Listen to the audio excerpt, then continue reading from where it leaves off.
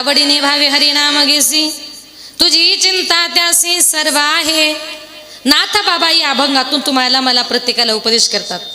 तसं जर बघितलं, हा अभंग माझ्या नाथ बाबांच्या हरिपाठ या प्रकरणातला आहे. त्यामुळे इथे बसलेला असा एकही वारकरी नाही का त्याचा हा अभंग तोंडपाठ नाही, आणि नसला तोंडपाठ जरी तरी कानपाठ तरी, अशा सर्वांच्या परिचयाचा म्हणजे कानपाठ म्हणजे कानानं ऐकलेला असा गोड असा अभंग सेवे करताना म्हटला. विठाल विठाल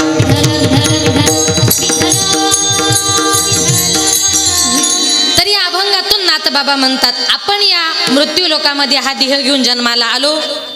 इथे जन्माला आल्यानंतर या देहाने आपल्याला हा दुःखरूपी संसार करायचा नाही, तर या देहाने आपल्याला काय करायचे, तर त्याचं उत्तर आवडीने भावे हरिनाम घेसी. नाथ बाबा म्हणतात, भगवान परमात्म्याचं चिंतन या देहाने करायचंय, पण चिंतन करत असताना वरवर करायचं नाही. कीर्तनकार कीर्तनात म्हटले टाळ्या वाजवा म्हणून टाळ्या वाजवायच्या, विठ्ठल विठ्ठल म्हणायचं असं नाही. म्हणजे कीर्तनकार माझ्याकडे बघतायत म्हणून विठ्ठल विठ्ठल म्हणायचं. काही काही लोकांना 2 तास किती सांगितलं टाळ्या वाजवा विठ्ठल विठ्ठल म्हणा, पण ते अजिबात विठ्ठलाचं नाव घेत खुशाल नाही. म्हटले घेतलं पाहिजे. संत महात्मे म्हणतात, आवडीने भावे हरिनाम घेसी. आपल्याला आवडीने त्या भगवान परमात्म्याचं चिंतन करायचंय. वरवर करू नका, अंतरात्म्यातून करा. अंतरात्म्यातून केलेलं चिंतन हे भगवान परमात्म्यापर्यंत जाऊन पोचतं. म्हणून आता जीवनामध्ये प्रत्येकाच्या जीवनामध्ये आवड महत्वाची असते. बघा महिला मंडळ, आपण जर एखाद्या साडीच्या दुकानात गेल्याबरोबर बघता क्षणीच एखादी साडी आपल्या मनामध्ये भरते, पण आपलं मन भरतं का नाही. ती साडी आवडते, पण आपण अजून 5-10 साड्या दाखवायला सांगतो. आता दुसरी आवडली, तिसरी आवडली, पण पहिली जी आवडली तीच घेतो की नाही. का तर सगळ्यात जास्त कुठली आवडलेली असते, पहिली. म्हणून आवडीने जशी साडी आवडीने आपण आणतो, आवडीने घालतो. जेवण करताना सुद्धा एखाद्या माणसाला भूक लागली आणि त्याच्या आवडीची जर भाजी केली, तो म्हणतो अरे वा आज माझ्या आवडीची भाजी केली.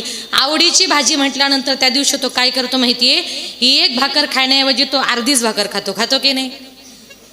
नाही मग किती खाता, 2 तरी खातो. का भाजी आवडली म्हणून आपण पुन्हा पुन्हा म्हणतो भाजी खूप छान झाली, अजून थोडी द्या, अजून थोडी द्या. चवी चवी घेऊ घास ब्रह्मरस आवडी, आणि तुका म्हणे गोड लागे तो मागे रसना. म्हणजे संत महात्मे म्हणतात, आवडली म्हणून पुन्हा पुन्हा भाजी घेतो, आवडीने खातो. तसं भगवान परमात्म्याचे चिंतनाची सुद्धा काय लागली पाहिजे, आवड लागली पाहिजे. हरिपाठाला गेलं पाहिजे, कीर्तनाला गेलं पाहिजे, मी भजनाला गेलं पाहिजे, ही तुम्हाला आवड लागली पाहिजे. आणि म्हणून आणि दुसरी गोष्ट म्हणजे भावे. संत महात्मे म्हणतात, देवाचं चिंतन करायचे, पण करताना कसं करायचंय, अतिशय शुद्ध भावाने. मनातला भाव हा भगवान परमात्म्याकरता सगळ्यात महत्वाचा आहे. तुम्ही देवाला काय देता, यापेक्षा किती प्रेमानं देता, किती भावाने देता, त्याच्या पाठीमागचं प्रेम हा माझा भगवान परमात्मा बघत असतो. म्हणजे एखादा सण आला, उत्सव आला, तर आपण त्या दिवशी पुरणपोळी, भजे, कुरडया मस्तपैकी असं 5 पक्वान्नाचं छान भोजन बनवतो. पुरण वाटायला घेतलं की लहान मुलं मधीच येतात. कोण पुरणच खातं, कोण गुळच खातं. आई काय म्हणते, बाळा देवाला नैवेद्य दाखवल्याशिवाय माणसांनी खायचा नसतो. पण तुकोबाराय म्हणतात, भगवान परमात्म्याला देताना तो उष्टाय का थोडाय का याचा माझा देव विचार करत नाही, तर त्याच्या पाठीमागचं माझा भगवान परमात्मा प्रेम बघत असतो. न म्हणे उचिष्ट अथवा थोडे, न म्हणे उचिष्ट अथवा थोडे, न म्हणे उचिष्ट अथवा थोडे, न म्हणे उचिष्ट अथवा थोडे, न म्हणे उचिष्ट अथवा थोडे, न म्हणे उचिष्ट अथवा थोडे, न म्हणे उचिष्ट अथवा थोडे, न म्हणे उचिष्ट अथवा थोडे, तुका म्हणे भक्ती पुढे, न म्हणे उचिष्ट अथवा थोडे, तुका म्हणे भक्ती पुढे, तुका म्हणे भक्ती पुढे. तोर प्रेमाचा भुकेला, तोर प्रेमाचा भुकेला, तुका म्हणे भक्ती पुढे, म्हणे उचिष्ट अथवा थोडे, तुका म्हणे भक्ती, तुका म्हणे भक्ती पुढे. तोर प्रेमाचा भुकेला, तोर प्रेमाचा भुकेला, तोर प्रेमाचा भुकेला, भुकेला न म्हणे उच्चिष्ट अथवा थोडे. माझा भक्त मला देताना त्यानं उष्ट दिले का थोडं दिले का याचा विचार करत नाही. तुम्ही किती भावाने त्याला देता त्याच्या पाठीमागचा भाव हा माझा भगवान परमात्मा बघत असतो. एक उदाहरण सांगते. कौरव पांडवांमध्ये खूप भांडणं व्हायची. कशावरून माहिती? जमिनीवरून. मग दोन भावांमध्ये जमिनीवरून जर वाद होत असेल तर समझोता करण्याकरता गावातली प्रतिष्ठित मंडळी किंवा पाहुणी मंडळी येतात. तसा कौरव पांडवांमध्ये समझोता करण्याकरता जगाचा बाप भगवान श्रीकृष्ण परमात्मा गेले. देवांनी सांगितलं, हे कौरवांनो, हे पांडवांनो, रोज रोज भांडण करण्यापेक्षा थोडी थोडी जमीन वाटून घ्या. कौरवांमधला एक जण उठला, म्हटला, देवा, अरे जमीनच काय, सुईच्या टोकावर मावेल एवढी माती सुद्धा पांडवांना मिळणार नाही. देव म्हटले, तुमचा न्याय मी करणार नाही, मी चाललो. एक जण म्हटले, देवा जेवून जा. देव म्हटले, जिथं तुम्ही माझं ऐकत नाही तिथे जेवण्यात काय अर्थ आहे. भगवंत निघाले. भगवंताला भूक लागली होती. भगवंतांनी आपला रथ वळवला विदुर काकाच्या झोपडीकडे. विदुर काका घरामध्ये नव्हते. आवाज दिला, विदुर काका, अहो घरामध्ये आहात का? मला फार भूक लागली, खायला काहीतरी घेऊन या. विदुर काका घरामध्ये नव्हते. विदुर काकाची पत्नी घरामध्ये होती. भगवंताचा आवाज ऐकायला पळतच बाहेर आली. सुंदर असा भगवान परमात्म्याला समोर बघितलं आणि देवाच्या तोंडाकडेच बघत राहिली, कृष्णाच्या. भगवंत म्हटले, काकी, अहो फार भूक लागली, अहो खायला काहीतरी द्या, खायला काहीतरी द्या म्हटल्यानंतर तरी ती भगवंताच्या तोंडाकडेच बघते. भगवंत म्हणतात, काकी, अहो तोंडाकडे बघून काय माझं पोट भरणार आहे? जरा लाजली, पळत घरामध्ये गेली. सुंदर असा भगवान परमात्मा बघितला आणि मोहून गेली. आनंदाच्या भरामध्ये झोपडीमध्ये गेली. एक पिकलेली एक कच्ची केळी तिने आणली. ती कच्ची केळी सोलली आणि मधला मगाचा भाग फेकून दिला आणि कच्च्या केळाचं साल तिने भगवंताला भरवायला सुरुवात केली. एक घास खाल्ला, भगवंत आनंदाने खाऊ लागले. दुसरा घास कच्च्या केळाचा खायला दिला तरीही भगवंत खातायत. केळी नव्हती, सालच होतं. तेवढ्यात विदुर काका आले. विदुर काकांनी हा सगळा प्रकार बघितला आणि विदुर काका म्हटले, अगं भानावर आहेस का तू? अगं जगाच्या बापाला तू कच्च्या कळीचं साल खायला घालते. विदुर काका ओरडल्याबरोबर ती भानावर आली, लाजली, घरामध्ये पळत गेली. विदुर काका तिच्या पाठीमागे पळत गेले. एक पिकलेली केळी आणली, ती केळी सोलली, तिचं वरचं साल फेकून दिलं आणि मधल्या मगाचा भाग भरवायला सुरुवात केली. एक घास भगवान परमात्म्यानं खाल्ला आणि कृष्णानं तोंड वाकडं केलं. विदुर काका म्हटले, काय झालं देवा? भगवान कृष्ण म्हटले, खरं सांगू का काका, कच्च्या केळाच्या सालामध्ये जे प्रेम होतं, कच्च्या केळाच्या सालामध्ये जी भक्ती होती, ती पिकलेल्या केळाच्या मगामध्ये नाही. थोडक्यात काय, माझा भक्त मला काय देतो यापेक्षा किती प्रेमानं देतो, किती भक्तीने देतो, ती पाठीमागची भक्ती हा माझा भगवान परमात्मा बघत असतो. म्हणून तुकोबाऱ्या म्हणतात, माझे नाथ बाबा म्हणतात, तुम्हाला भगवान परमात्म्याचं चिंतन करायचंय. कसं करा? आवडीने. अभंगाचे प्रथम चरण. आवडीने भावे, आवडीने भावे, आवडीने भावे हरी नाम घ्यायची.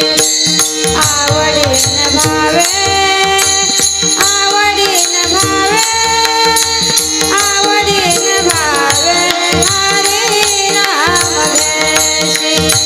आवडीने भावे हरी नाम घेसी, आवडीने भावे हरी नाम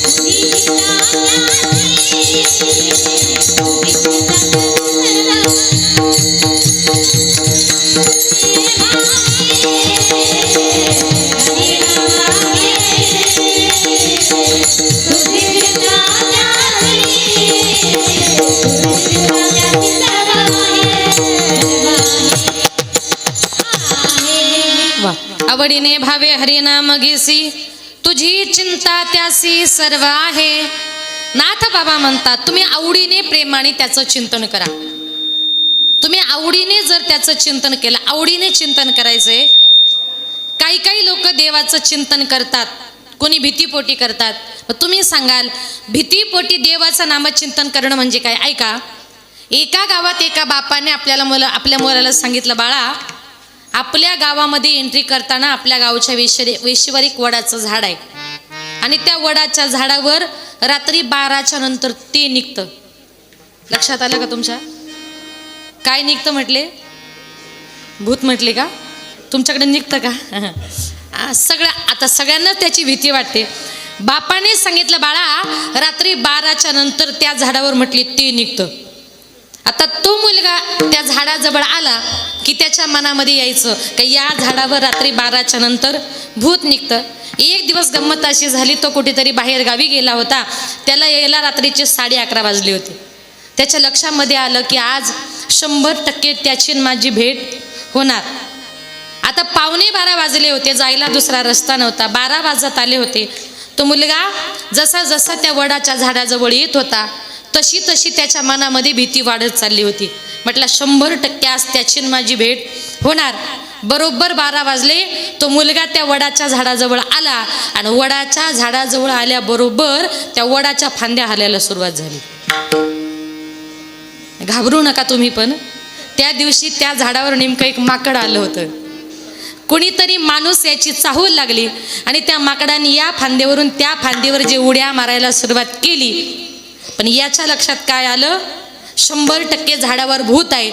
आता भूत आहे म्हटल्यानंतर त्यानं जे हरी हरी म्हणायला सुरुवात केली, कारण त्यानं कधी काळी माझं कीर्तन ऐकलं होतं. म्हणून जीवनामध्ये कधीतरी कीर्तन मनापासून ऐकायचे असतात. त्यानं कधी काळी माझं कीर्तन ऐकलं होतं. ज्ञानोबाने हरिपाठामध्ये म्हणतात, ऐका बरं, एखाद्या ठिकाणी तुम्हाला भूत आहे असं जर वाटलं तर त्या भूताला घाबरून जायचं नाही. त्या भूताला पळवण्याकरता माझ्या ज्ञानोबरायांनी मंत्र सांगितलाय. हरी उच्चारणी मंत्र हा गाद, हरी उच्चारणी मंत्र हा गाद, हरी उच्चारणी हरी उच्चारणी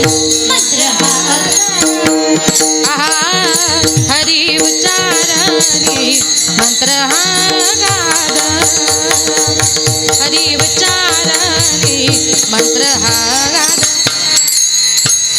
हरी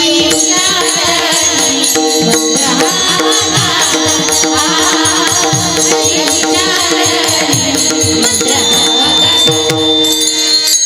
हरी उच्चारणी मंत्र हा गाद, हरी उच्चारणी मंत्र हा गाद, पळे भूत पादा भेटे हरी मुखे म्हणा, हरी मुखे म्हणा, हरी मुखे म्हणा, हरी मुखे म्हणा, हरी उच्चारणी मंत्र हा गाद, हरी उच्चारणी मंत्र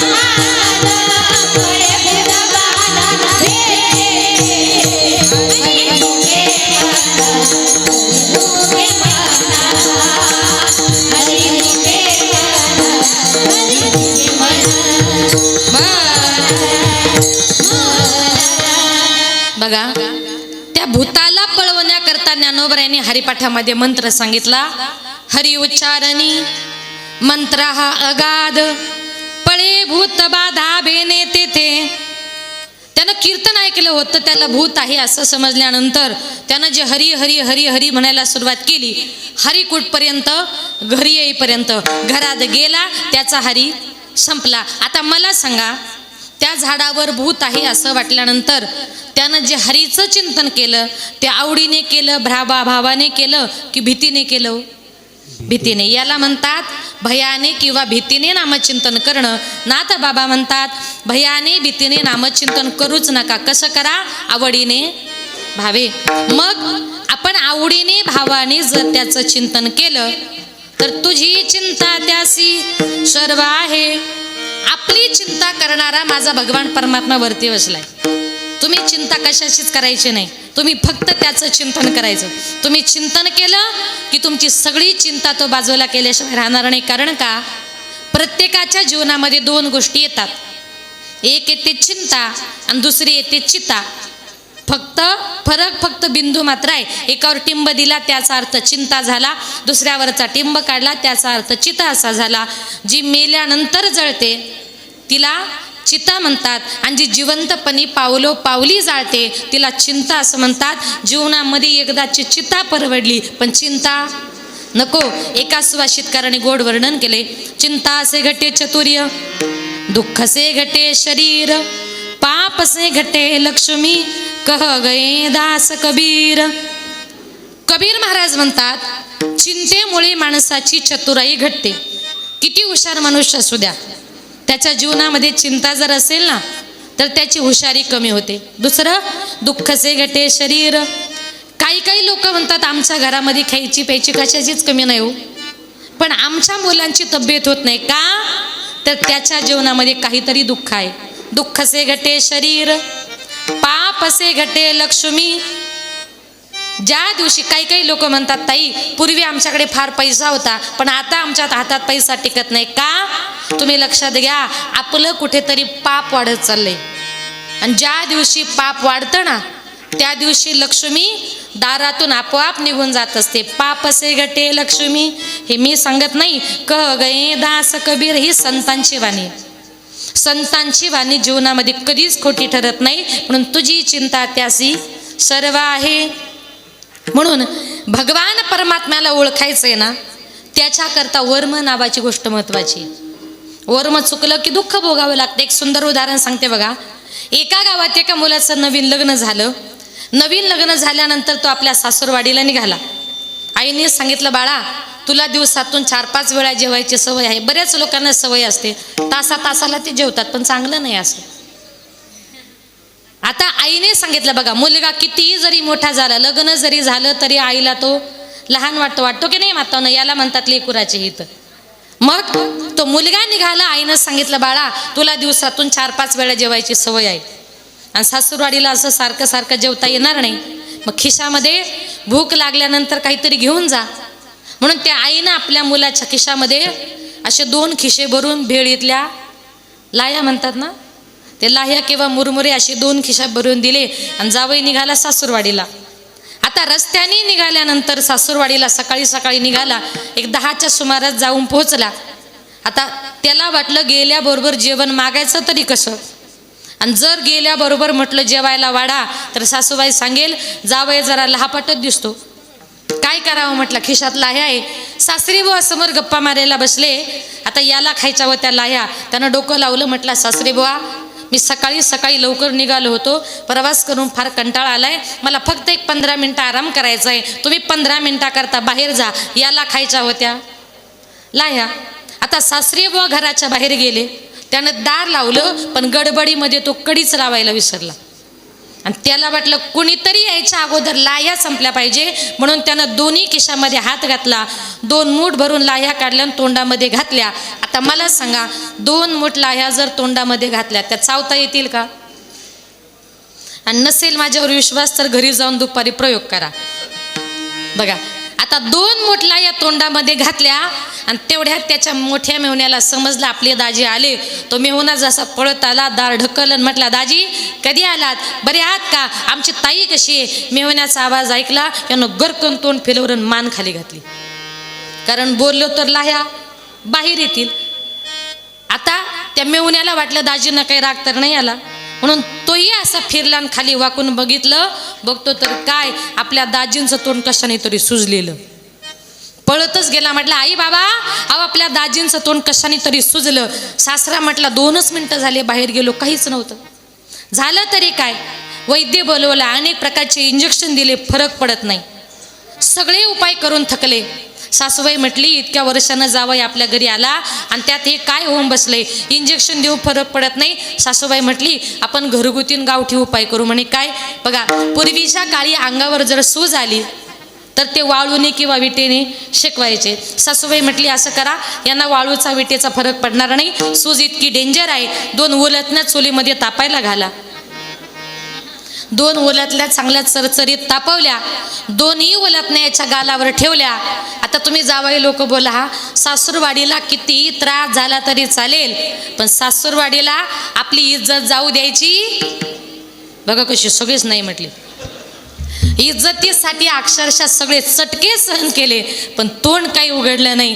आता सासूबाई म्हटली, इंजेक्शन देऊन फरक पडत नाही, चटके देऊन फरक पडत नाही, सगळे उपाय करून थकले. आणि तेवढ्यात त्याचा सगळ्यात छोटा मेहुणा गेला होता शाळेत.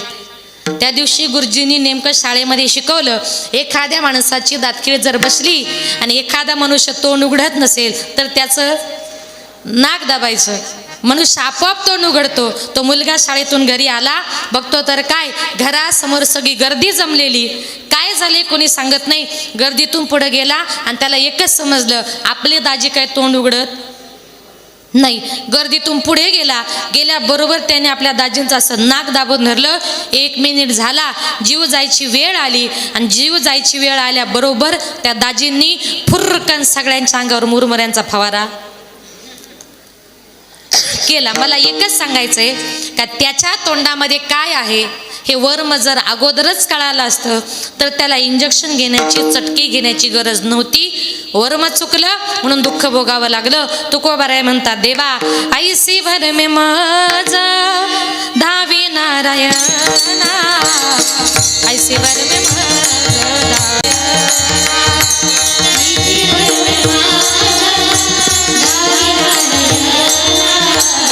ऐसी भर में माझा धावी नारायणा, ऐसी भर में माझा धावी नारायणा, ऐसी भर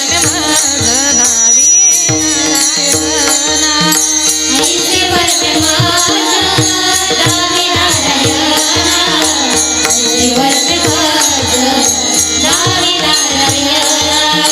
अंतरीच्या खुणा प्रगटोनी, अंतरीच्या खुणा प्रगटोनी, अंतरीच्या खुणा प्रगटोनी, अंतरीच्या खुणा प्रगटोनी, हे अंतरीच्या खुणा प्रगटोनी, अंतरीच्या खुणा प्रगटोनी, ऐसी भर में माझा धावी नारायणा, ऐसी भर में माझा धावी नारायणा, ऐसी भर में माझा धावी नारायणा, ऐसी भर में माझा धावी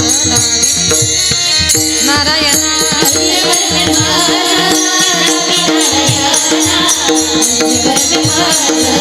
धावी नारायणा, ऐसी भर में माझा धावी नारायणा, ऐसी भर में माझा धावी नारायणा, ऐसी भर में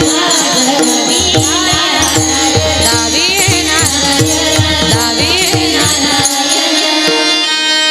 तुकोबाराय म्हणतात, देवा असं वर्म सांगा जे वर्म आमच्याकडून कधी चुकता कामा नये, मी देवाला ओळखायला, संतांना ओळखायला जीवनामध्ये मी कधी चुकणार नाही. आणि मी देवाचं, संतांचं चिंतन करत असताना कसं करेल नाथा बाबा म्हणतात, आवडीने भावे हरिनाम घेसी, तुझी चिंता त्यासी सर्व आहे. आणि म्हणून माझे नाथ बाबा म्हणतात की आपण हा देह घेऊन या मृत्यू लोकामध्ये जन्माला आलोय. इथे जन्माला आल्यानंतर या देहाने आपल्याला फक्त भगवान परमात्म्याचं नामचिंतन करायचंय. हा देह केवळ त्याचं भजन पूजन नामचिंतन करण्याकरता दिलाय. आणि नाथ बाबा म्हणतात, जी लोक जन्माला येऊन कधी भगवान परमात्म्याचं चिंतन करत नाही, हरिपाठ नाही, काकडा नाही, भजन नाही, कीर्तन नाही, त्या लोकांचा जन्म लिहून काय फायदा हो. माझ्या नाथ बाबांनी म्हटले, भक्तिविना पशु कशासी वाढला, सटविने नेला कैसा नाही, सटविने नेला कैसा नाही, सटविने नेला कैसा नाही. भक्तिविना पशु कशासी वाढला. अरे तुम्हाला जर देवाचं चिंतन करायचं नाही तर त्या माणसाला माझ्या नाथ बाबांनी पशीची उपमा दिली. तुमच्यापेक्षा कुत्रे मांजरं बरे हो. काय कारण का त्यांना देवधर्म कळत नाही. पशु काय पाप पुण्य नेनती, उत्तम मध्यम भोग भोगीती. त्यांना पाप पुण्य कळत नाही, पाप पुण्य कळतं ते माणसाला. आणि मग तुला जर देवाचं ज्ञान नाही कोठे, आणि कहे ज्ञान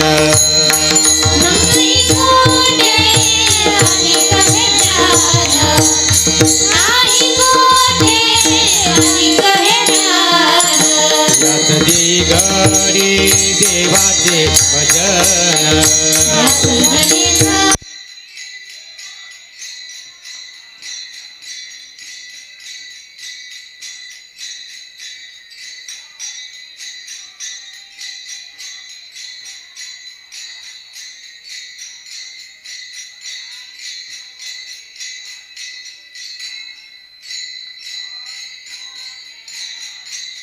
त्याचं देही घडे देवाचे भजन, अनेक हे ज्ञान नाही कोठे.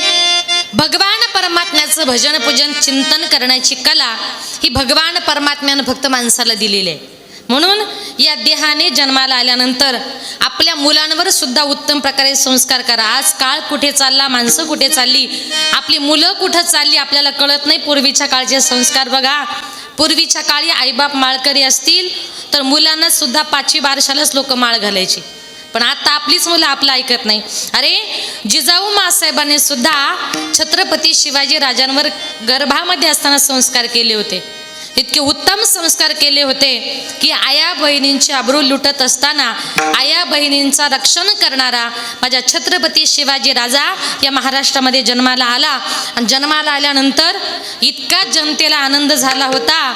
झुलवा पाळणा पाळणा बाळ शिवाजीचा, झुलवा पाळणा पाळणा बाळ शिवाजीचा, झुलवा पाळणा पाळणा बाळ शिवाजीचा,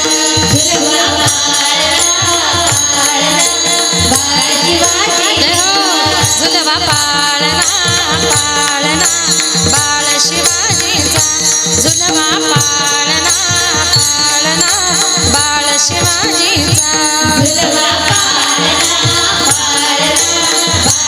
बाळ शिवाजीचा.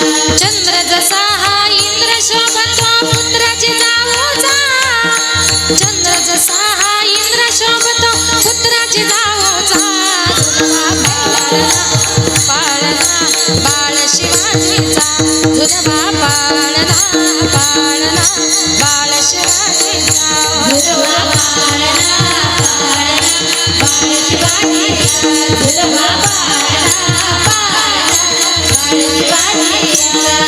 गाली पीठ लावून बाळा काजळ घाला डोळा, उंची अंगण घालून त्याच्या पायी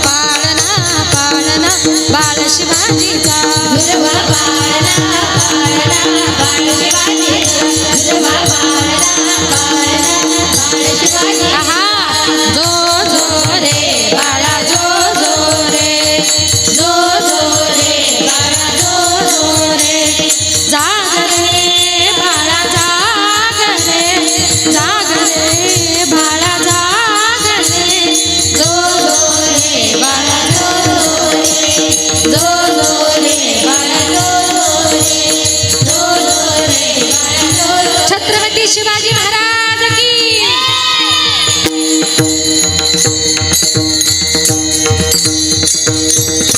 बघा जिजाऊ मासाहेबांनी जर उत्तम प्रकारे संस्कार केले नसते तर छत्रपती शिवाजी राजांसारखा राजा जन्माला आला नसता. म्हणून माय बापांनो इथून पुढे आपल्या मुलांवर फक्त उत्तम संस्काराची गरज आहे. मुलं मोठी झाली त्यांना थोडं सारी पाठाला पाठवा, भजनाला पाठवा, कीर्तनाला पाठवा. इकडे जर गेली ना तरच तुमच्या मुलांचा उद्धार होईल, अन्यथा आपली मुलं कुठल्या मार्गाला जातील हे आपण सांगू शकत नाही. म्हणून नाथ बाबा म्हणतात तुम्ही तुमच्या मुलांना हरिपाठाला कीर्तनाला पाठवा, मग तुझी चिंता त्यासी सर्व आहे. आपल्या मुला बाळांची चिंता करायला तो वरती बसलाय ना, तुम्ही त्याची चिंता करायची नाही. आणि म्हणून जीवन जगत असताना कितीही जरी दुःख आपल्या वाट्याला आलं तरी कुठल्याही गोष्टीचा खेद मनामध्ये बाळगायचा नाही. अभंगाचे नको खेद करू कोणत्या गोष्टीचा, नको खेद करू कोणत्या गोष्टीचा, नको खेद करू कोणत्या गोष्टीचा,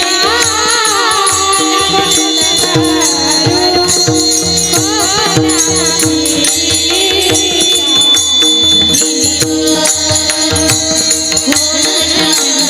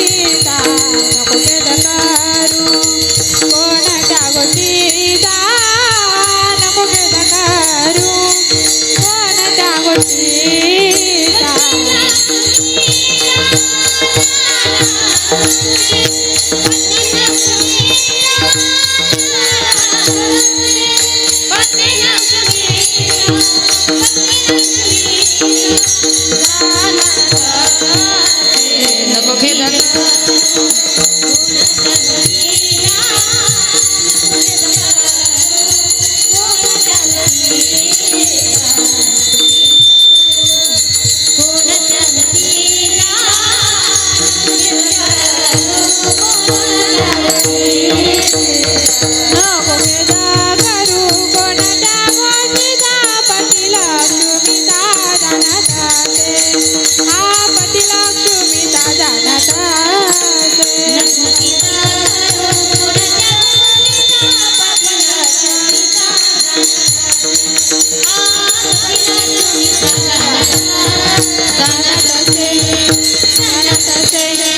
नको खेद करू कोणत्या गोष्टीचा, पती लक्ष्मीचा जाणत असे. नाथ बाबा म्हणतात कुठल्याही गोष्टीचा खेद म्हणजे दुःख तुम्ही मनामध्ये बाळगू नका. लक्ष्मीचा पती तुमची माझी प्रत्येकाची काळजी घ्यायला तयार आहे, म्हणून तुम्हाला चिंतन लक्ष्मीचं करायचं नाही, लक्ष्मीच्या पतीचं करायचंय. काही काही लोक सकाळी सकाळी उठले की फक्त तिच्याच पाठीमागे लागतात. ती म्हणजे लक्षात आलं का कोण? लक्ष्मी. लक्ष्मी म्हणजे आपल्या भाषेमध्ये पैसा. लोक उठले की पैशाच्या पाठीमागे पळतात, तिच्या पाठीमागे पळून चालणार नाही. ती त्या भगवंताची बायको आहे आणि तो ठरवतोय माझ्या बायकोला कोणाच्या घरी पाठवायचं. ते पैसा पैसा लक्ष्मी लक्ष्मी करून लक्ष्मी मिळणार नाही. तुम्हाला जर लक्ष्मी मिळवायचं असेल तर त्या अगोदर तुम्हाला नारायणाचं, भगवान परमात्म्याचं चिंतन करावं लागेल. आणि तुम्ही नारायणाचं जर चिंतन केलं, तुम्ही घरामध्ये बसून हरिपाठ केलं, भजन केलं, एखादा अभंग जर म्हटलात तर सुखे येतो घरा नारायण. देव तुमच्या घरामध्ये येईल. आणि देव घरामध्ये आला की सगळ्या जगाला माहिती आहे देवाच्या चरणाची सेवा कोण करते? कोण करते? लक्ष्मी. मग देव आला की लक्ष्मी आपोआप घरामध्ये येते. पाय लक्ष्मीचे हाती, लक्ष्मीचे हाती, पाय लक्ष्मीच्या हाती, लक्ष्मीच्या हाती, पाय लक्ष्मीचे हाती, लक्ष्मीचे हाती, पाय लक्ष्मीच्या हाती, लक्ष्मीच्या हाती, पाय लक्ष्मीचे हाती तिसी येतो.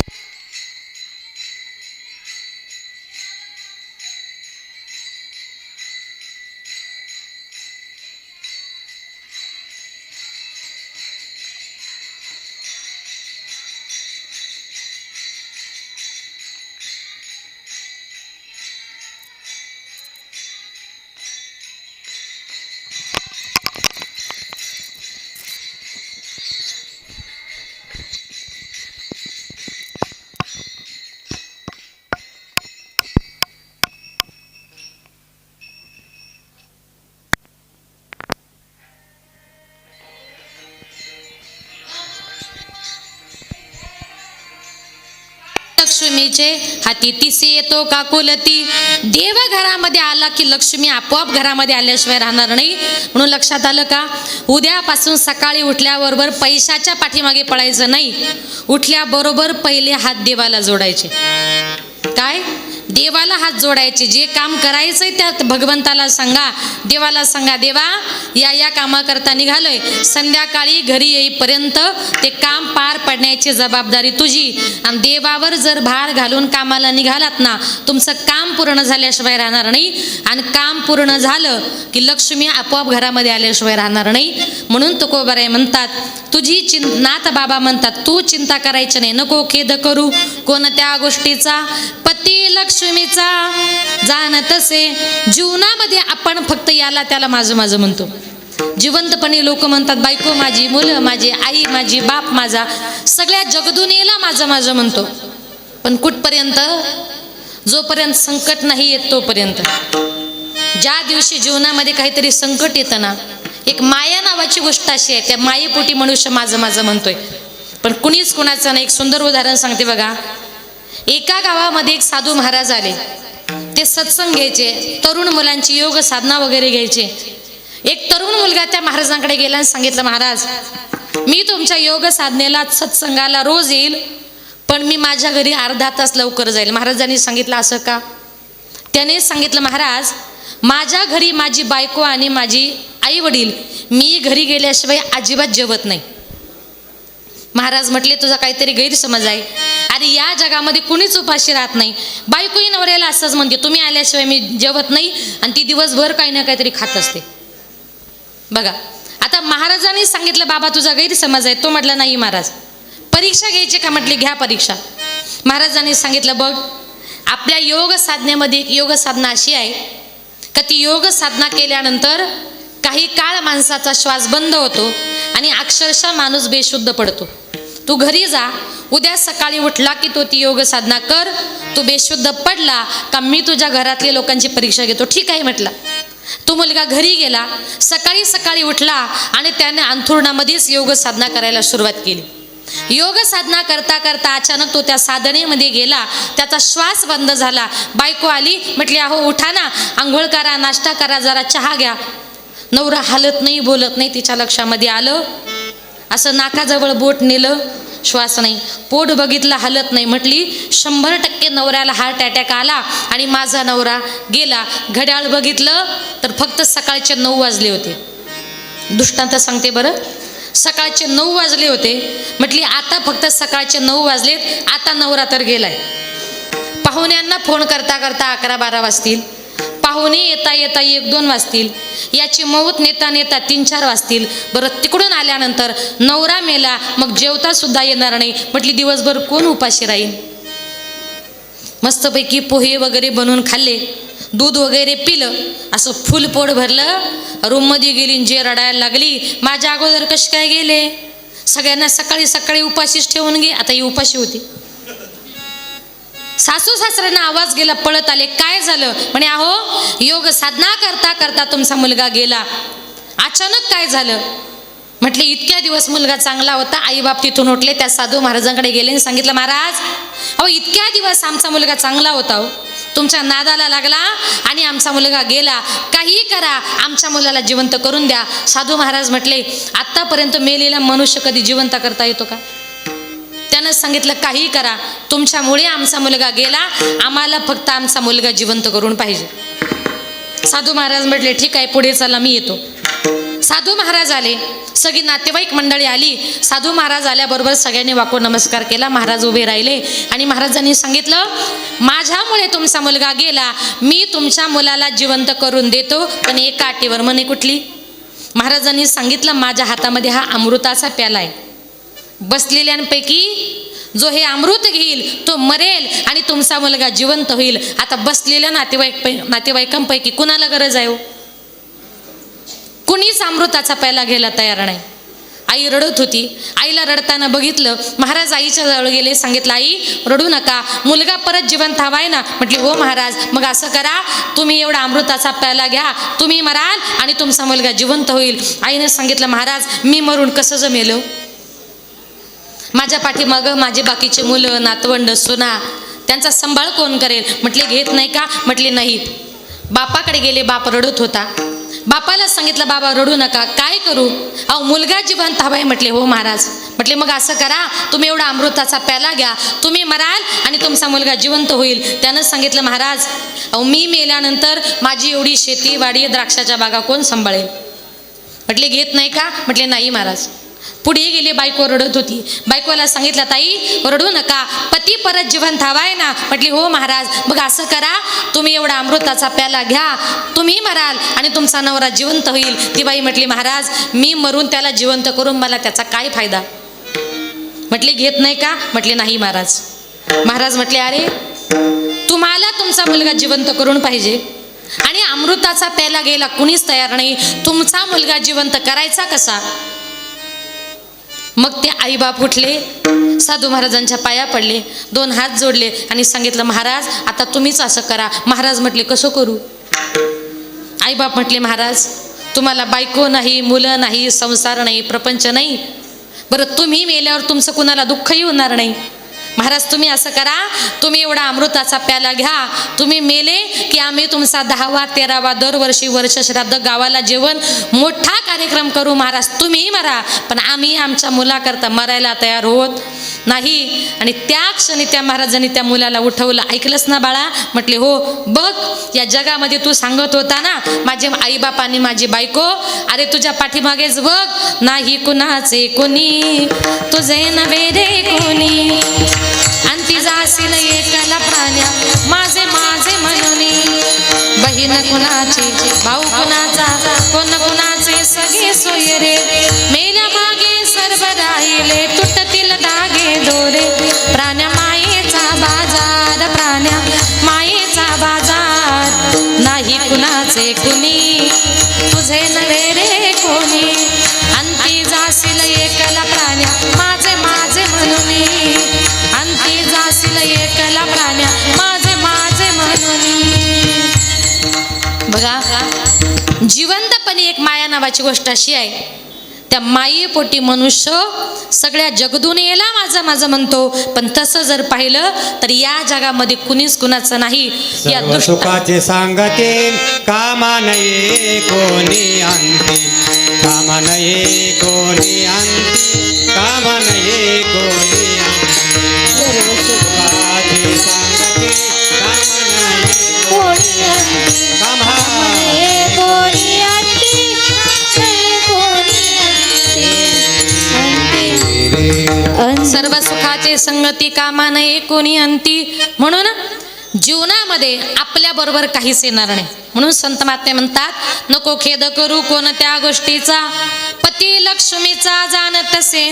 लक्ष्मीचा पती तुमची माझी प्रत्येकाची काळजी व्हायला तयार आहे. बघा काही काही लोक जिवंतपणे असं म्हणतात मी मेल्यावर माझं घरदार कोण सांभाळेल, मी मेल्यावर माझी शेतीवाडी कोण सांभाळेल, असा आपण विचार करतो. पण या जगामध्ये कुणाचंच कशा वाचून काही राहत नाही. जोपर्यंत जिवंत आहे तोपर्यंत अडतं, एकदा का माणूस गेला की सगळी लोक ॲडजस्टमेंट करतात. म्हणून बघा आपण इथे जन्माला आलात ना, मग जन्माला आल्यानंतर भगवान परमात्मा म्हणतात की तुम्ही कष्ट करा, तुम्ही कष्ट जर केलं तर फळ द्यायचं काम माझ्याकडे आहे. मग भक्त सुद्धा म्हणतात देवा आम्ही सुद्धा कष्ट करणार आहोत, कष्ट करता करता तुझं नामचिंतन करणार आहोत, पण ही संसाररूपी भवसागर आम्हाला काय करायचं आहे, पार करायचं आहे. करू ना करो कष्ट हरो ज्ञान दो भगवन, भव में फंसी नाव मेरी तार दो भगवन. करू ना करो कष्ट हरो ज्ञान दो भगवन, भव में फंसी नाव मेरी तार दो भगवन. दर्द की दवा तुम्हारे पास है, दर्द की दवा तुम्हारे पास है, ये जिंदगी दया के भीख मांगती, मन में बसा कर तेरी मूर्ति, उतारो मैं गिरधर तेरी आरती. मन में बसा कर तेरी मूर्ति, उतारो मैं गिरधर तेरी आरती, तेरी आरती, तेरी आरती. भगवंता आम्ही तुझं नामचिंतन करायला तयार आहे, पण ही संसाररूपी भवसागरा अलीकडे आम्ही आहोत आणि पलीकडे नेणारा हा आपल्याला फक्त भगवान परमात्मा आहे. आणि म्हणून मी सांगत काय होती की जीवनामध्ये कोणाचंच कशावरून काही अडत नाही. एक शेवटचं उदाहरण सांगते बघा. एका गावामध्ये एक साधू महाराज असे फिरत फिरत आले होते. फिरत फिरत आले, मारुतीच्या मंदिरामध्ये मुक्कामा करता थांबले. संध्याकाळच्या वेळेला एक सज्जन मनुष्य त्या मंदिरामध्ये गेला. सांगितलं महाराज आपण कोण? त्यानं सांगितलं मी दक्षिण भारतची यात्रा करतोय, रात्रीचा मुक्काम म्हटले तुमच्याच मंदिरात. त्या सज्जन गृहस्थानं सांगितलं महाराज मंदिरात मुक्काम करण्यापेक्षा माझ्या घरी चला, मी तुमच्याकरता पाची पक्वान्नाचं भोजन करतो. साधू महाराज त्या सज्जन माणसाच्या घरी मुक्कामाला गेले. भोजन वगैरे झालं, रात्री मुक्काम केला. सकाळी उठले आणि त्या साधू महाराजांनी सांगितलं तुम्ही माझी खूप छान सोय केली, तुमच्या घरी राहून आनंद वाटला, आता मी येतो.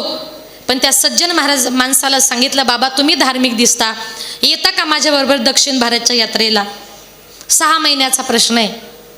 त्यानं सांगितलं महाराज मी तुमच्याबरोबर यात्रेकरता आलो असतो, पण घरी माझी बायको 2 मुलं आहेत, त्यांचं कसं होणार? साधू महाराजांनी सांगितलं तेवढाच प्रश्न आहे म्हटले हो. मग त्याने साधू महाराजांनी सांगितलं बाबा तू जर माझ्याबरोबर 6 महिन्याकरता आला तर दर महिन्यामध्ये मी तुझ्या बायकोच्या अकाउंटवर 5,000 रुपये पाठवतो, मग चिंता? त्यानं सांगितलं मग चिंताच नाही. घरी बायको मुलांचा निरोप घेतला आणि तो सज्जन तो महाराजांच्या बरोबर निघाला. 1 महिना झाला, 2 महिने झाले.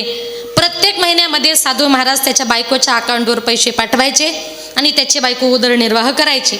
पण हा जेवायला बसला की म्हणायचा महाराज माझी बायको जेवली असेल, माझे मुलं जेवले असतील, ते आता काय करत असतील, त्यांना बरं वाटत असेल का? महाराज म्हटले अरे हा यात्रा करतोय दक्षिण भारतची आणि हरिपाठ करायचं सोडून बायको मुलांचं चिंतन करतोय. पण याचे बायको मुलं याचा किती विचार करतात, महाराजांना त्याला दाखवून द्यायचं होतं. 1-2 महिने झाले. 3ऱ्या महिन्यामध्ये साधू महाराजांनी त्याच्या नकळत एक पत्र लिहिलं परीक्षा घ्यायला. त्या पत्रामध्ये असं लिहिलं कळवण्यात अत्यंत वाईट वाटते की जे तुमचे पती माझ्याबरोबर दक्षिण भारतची यात्रा करण्याकरता आले होते, रस्त्यानं चालत असताना 2 महिने आमचा प्रवास खूप सुखाचा आनंदाचा झाला, पण 3ऱ्या महिन्यामध्ये रस्त्यानं चालत असताना एका भरधाव ट्रॅक खाली तुमचे पती सापडल्यामुळे त्याच्यामध्ये तुमच्या पतीचा मृत्यू झाला, कळावे तुमचा साधू. पत्र घरी आलं. त्या बाईला वाटलं मनी ऑर्डर आली की काय. आनंदाने पत्र खोललं, पत्र वाचलं. पतीच्या निधनाची बातमी कानावर आली आणि त्या बाईने रडायला सुरुवात केली. बघता बघता सगळा गाव गोळा झाला. सगळी नातेवाईक मंडळी आली. त्या बाईनं रडायला सुरुवात केली. आता माझे पती गेले, मी जगायचं कसं, माझ्या मुलांनी राहायचं कसं. कुणी एक साधू महाराज दर महिन्याला 5,000 रुपये पाठवायचे. त्या महाराजांचाही पत्ता नाही. आता आमचं होणार कसं. गावातले सरपंच जरा चांगले होते. सरपंच पुढे आले आणि सांगितलं, बाई तुम्ही रडू नका, हवं तर मी तुम्हाला महिन्याला 5,000 रुपये देतो, पण तुम्ही रडू नका. सरपंचाचं बोलणं ऐकलं. लगेच उपसरपंच पुढे आले. त्यानं सांगितलं, ताई तुम्ही रडू नका, हवं तर दर महिन्याचा किराणा मी तुम्हाला देतो, पण तुम्ही रडू नका. गावातले बाकीचे सदस्य आले, प्रतिष्ठित मंडळी आली, सगळेजण आले. सांगितलं, ताई तुम्ही रडू नका, आपलं गाव फार मोठं आहे, सदन आहे, गावातल्या प्रत्येक घरातून दर महिन्याला आम्ही तुम्हाला 50-50 रुपये काढून देऊ, पण तुम्ही रडू नका.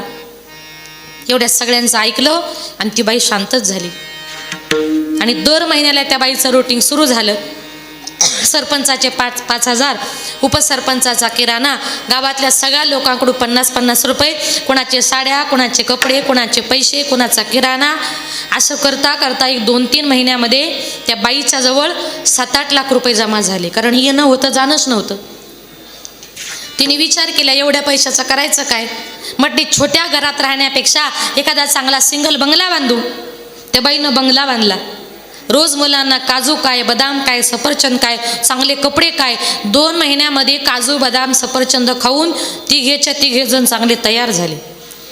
आणि तो तिकडे चिंता करत होता, माझे बायको मुलं काय खात असतील, त्याला काय माहीत काजू बदाम खाता येते.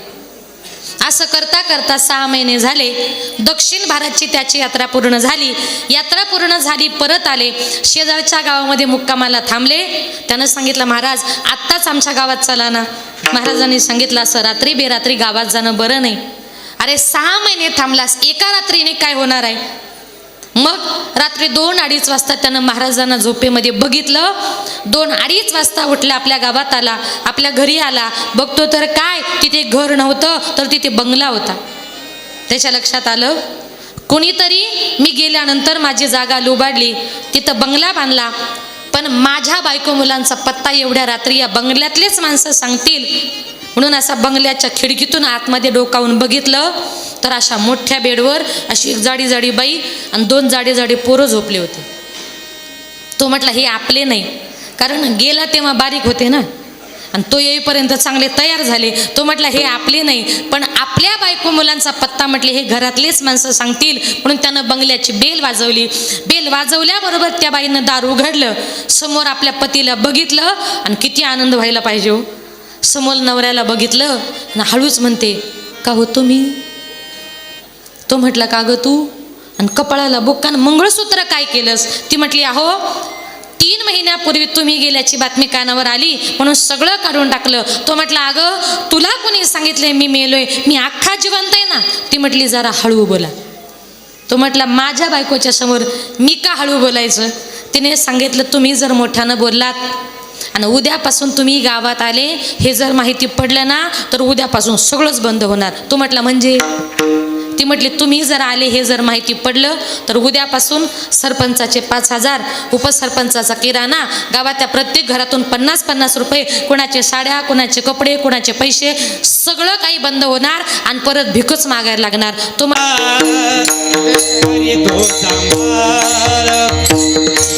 सकल जीवांचा करीतो सांभाळ, हे करीतो सांभाळ,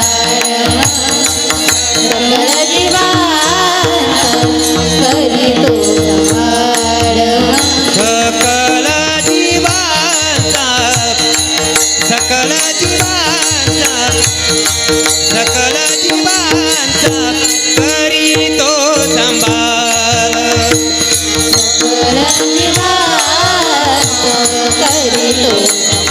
हे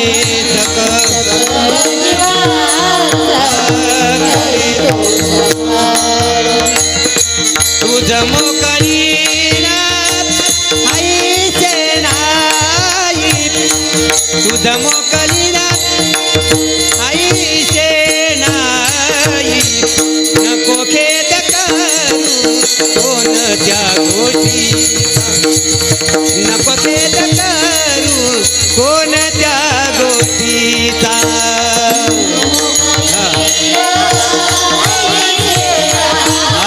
तुझा मोका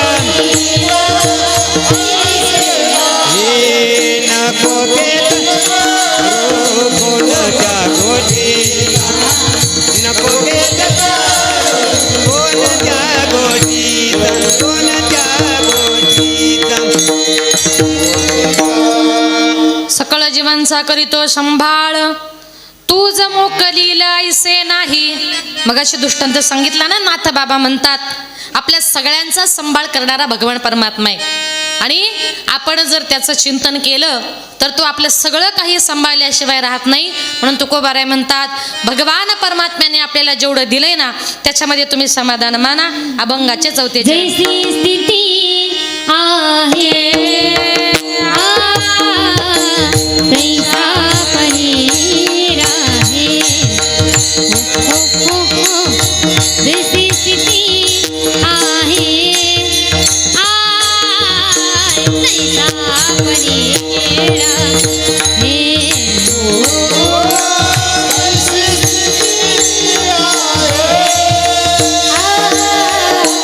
कैसा परे राये ओ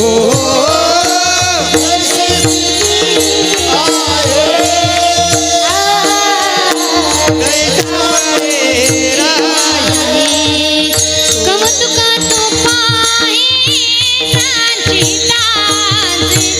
कमतुक तू पाहे संचितांचे.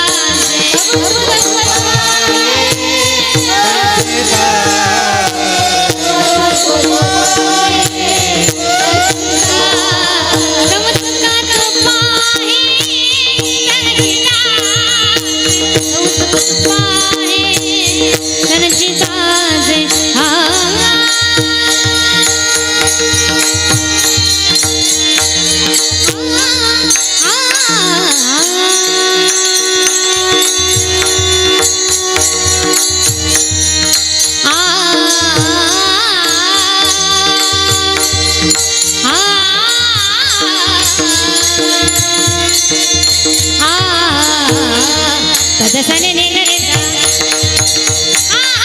सने ने गरे गा सने गरे गा पा गा पा ला पा ला गा गा गा पा गा ने गा गा गा पा गा ने गा गा गा पा गा ने गा ने गा गा ने गा गा ने गा ने गा ने सने ने सने ने सने ने सने ने सने सने गा ने गा ने गा गा गा करे सने सने गा ने गा ने सा कमत कत पाहे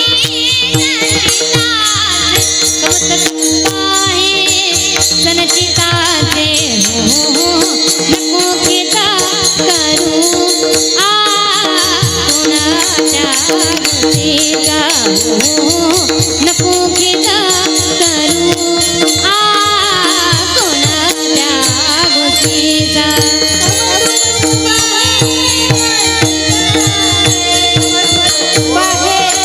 संचितांचे तव दुःख तू पाहे तव दुःख तू पाहे संचितांचे.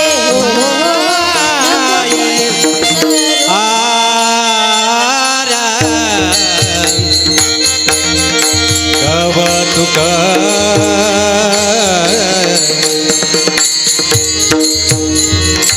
कवतुका तो पाये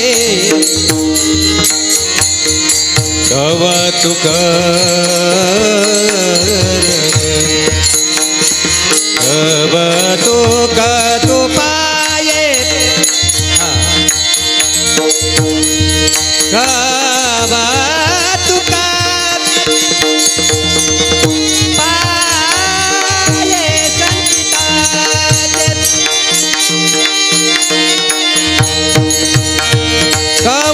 कवतुक पाये पाये पाये संचितांचे. कवतुक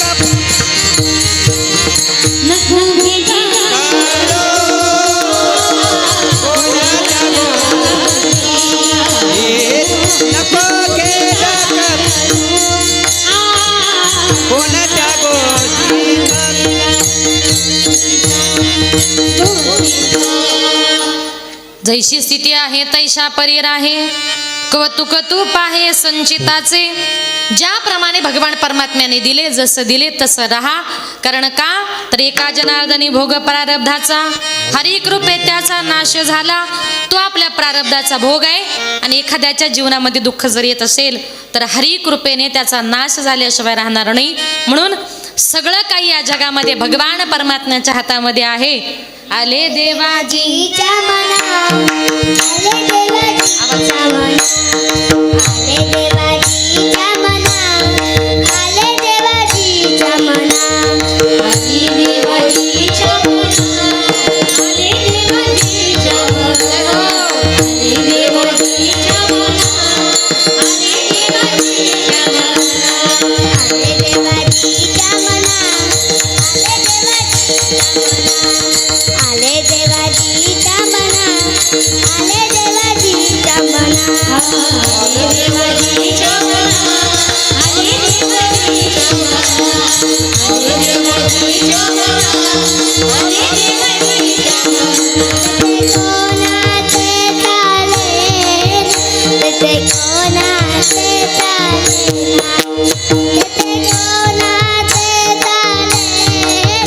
तेथे हा हा हा हरिचंद्र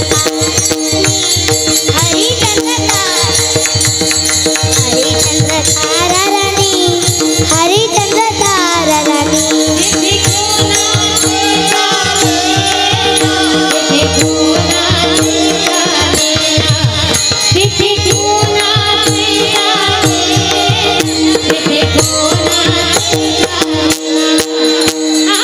हरिचंद्र तारा राणी, हरिचंद्र तारा राणी, हरिचंद्र तारा राणी, हरिचंद्र तारा राणी. वायडोंबा गरी पाणी, वायडोंबा गरी पाणी, वाय हा हा हा हरिचंद्र तारा राणी, हरिचंद्र तारा राणी, तारा राणी, हरिचंद्र तारा राणी, हरिचंद्र तारा राणी, हरिचंद्र तारा राणी, हरिचंद्र तारा राणी, हरिचंद्र तारा राणी, हरिचंद्र तारा राणी, हरिचंद्र राणी.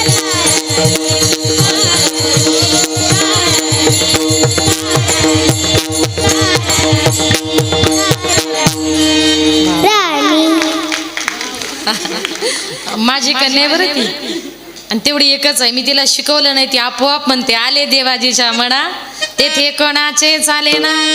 या जगामध्ये सगळं काही भगवान परमात्म्याच्या हातामध्ये आहे. ईश्वराची सेवा करा. जास्त वेळ घेणार नाही, शेवटचे एक 5-7 मिनटं घेते. आईवडिलांविषयी बोलते. या विश्वामध्ये आई बापासारखं श्रेष्ठ दैवत नाही. जिवंतपणी माणसाला माय बापाची किंमत कळत नाही. एकदा का आपले मायबाप या जगातून या विश्वातून निघून गेले नंतर कितीही जरी रडलं फायदा होणार नाही. आज या परिवारातून एक आई आज आपल्या मुलांना, आपल्या मुलींना, सगळ्या परिवाराला पोरकं करून या जगातून या विश्वातून निघून गेली. जेव्हा आपले मायबाप या जगातून या विश्वातून निघून जातात ना, तेव्हा ते परत कधीच आपल्या घरी येऊ शकत नाही. कारण का जेव्हा ते जातात तेव्हा ते कुठे गेलेले असतात? गेली दुरी दिगंतरा, पुन्हा येणे नाही घरी. विजला हो नंदा दीप, कशी जाऊ मी मंदिरी.